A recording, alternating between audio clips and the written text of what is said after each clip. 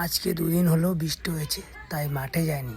হঠাৎ করে আজকে মাঠে গেলাম, আর মাঠে যাওয়ার পথে দেখি বৃষ্টি হলে বুঝতেই পারছো দুদিন আগে প্রচণ্ড বৃষ্টি হয়েছিল, আর তাই বৃষ্টিতে মাটিগুলো খুব সুন্দর হয়ে গেছে এবং চাষের জন্য ভালোই উপযুক্ত, ফসলের জন্য হয়ে গেছে।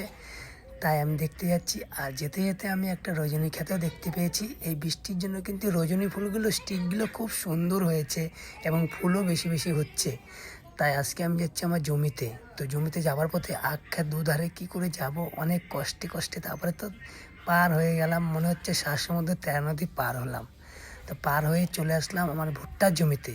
তো সবে আমার ভুট্টাটা কিছুটা বড় হয়েছে, সেটাই দেখতে এসেছিলাম যে বৃষ্টি হওয়াতে অনেকটাই উপকার হয়েছে। তো যাক, বৃষ্টিটা আমার কাজই লেগেছে, আর যাতে বৃষ্টি না হয়। তারপর আসার পথে আবার চলে আসলাম আমার একাঙ্গি খেতে, মানে এটা মাছের খাবার বলে অনেকেই। তো এটা আমি লাগিয়েছি 10 কাঠার মতন লাগিয়েছি। এই মাঠে আর ওই মাঠে লাগিয়েছি 10 কাঠা, আর সেটাই দেখতে এসেছি।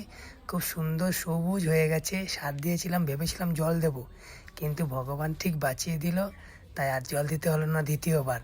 তো তারপরে চলে আসলাম গাঁদা ফুলের খেতে। এত সুন্দর ফুল ফুটে আছে, বৃষ্টি হওয়াতে আরও সুন্দর সবুজে ভরে গেছে এবং ফুলগুলো খুব সুন্দর লাগছে। টাটা, নেক্সট ভিডিও আবার দেখা হবে। ভালোবাসা।